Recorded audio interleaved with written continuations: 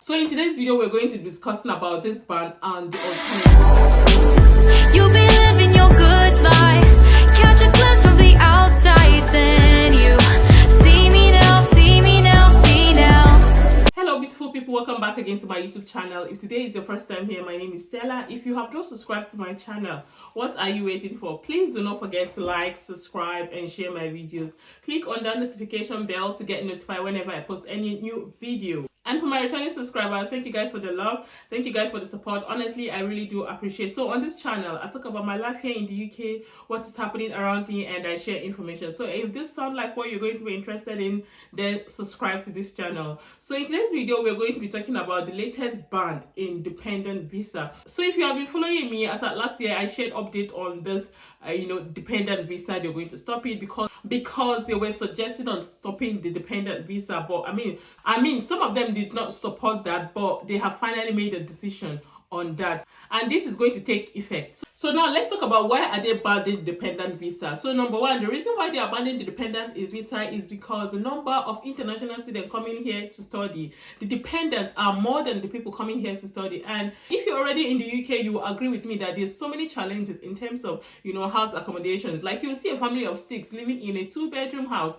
and in this country they don't like that, they don't even allow it, but these days you're going to see that. And if you're talking about the health sector, the health sector is so cheaped up. Like if you go to NHS now to book for appointment, there is no space. Before you get appointment, it takes ages. Why? Because there's so many people, there's so many appointments, like they don't have space for anything again. So this is becoming too much. They have also agreed that the international students have boosted their economy with over 40 something billion or million. I can't remember the exact figure, but it has boosted their economy because how much are the international students spending? How much are they paying for school fees, and how much are the home students paying? Home students are not even paying half of what the international students are paying, or should I even say quarter of what the international students are paying. But now I don't blame them. Why? They are doing all of this because of the British people, because at the end of the day, we are the second citizen, isn't it? So now they are stopping the ban on student visa because they believe that so many persons coming in to study are not genuinely coming in to study. They are just coming in as a means to relocate to the UK with their family.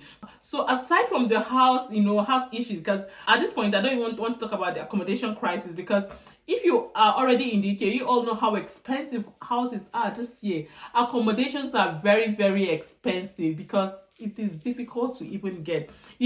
Aside from them wanting our money, because they did not even deny the fact that our money, the international student money, boosts their economy. They want our money, but at the same time, they are hustling for their own people, because at the end of the day, all they care about is the British people. So this is one of the reasons why they place a ban on dependent visa. And this ban will affect people coming here to study on 1-year masters. They believe that some person coming here to study, just go for any type of master just to bring in their family. And mind you, most people coming here to study, you see a family of 6 and you find that it's just one person that is studying. So they feel like the rate, if you go to online, you're going to see how the dependents are a lot. I'm not even going to lie, like I am not going to lie about that. When you see the chart, you see the dependent are so much, and you find out that people coming to study are not much. So that is why they really want to cut down the number of dependents, especially for those people coming here to study 1-year masters. So if you want to come to the UK this year 2023 and you genuinely want to bring your family to the UK,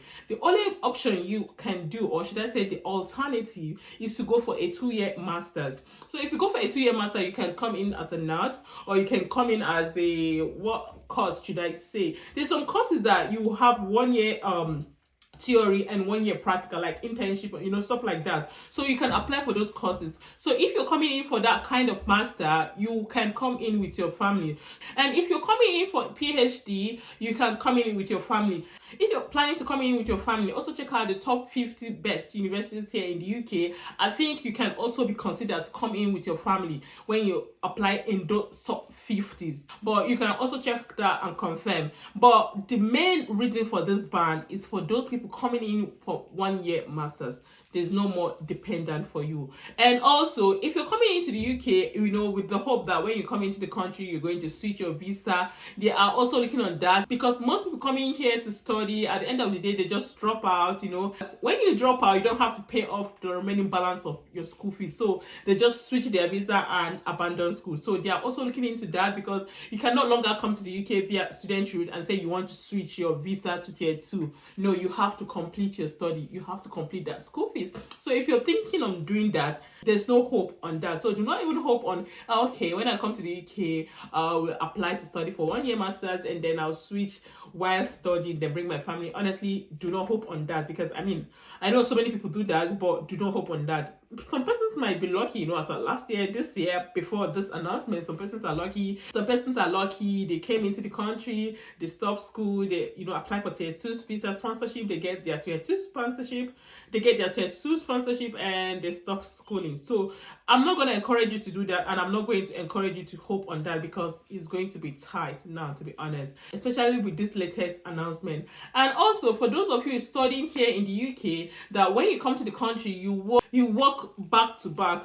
If you're watching this video, you need to stop it, because what the Home Office are doing these days is that after your studies, probably you've got a tier 2 visa sponsorship and you're working relaxed, you get a letter that during the time of your study, like, why I'm saying this is because it has happened to 2 persons I know. So they said during the time of your study, you did not obey the rules and whatever, you work more than so hour. For that reason, they had to terminate their sponsorship and they had to send them back to Nigeria. So if you're doing that, you have to be very, very careful.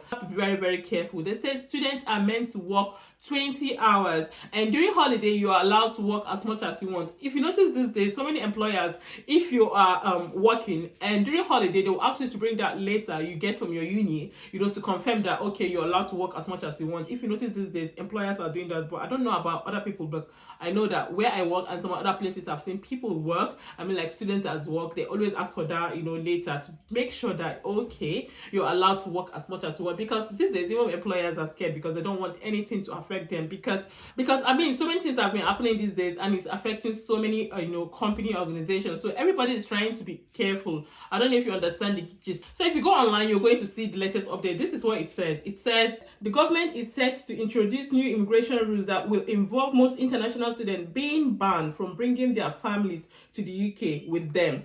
A graduate visa currently allows master students to bring in their partners and children to the country with them. They can stay for up to 24 months after student course is finished. The new rule regarding foreign students will not apply to PhD students whose training often lasts between 3 to 5 years and aim to produce high-skilled workers.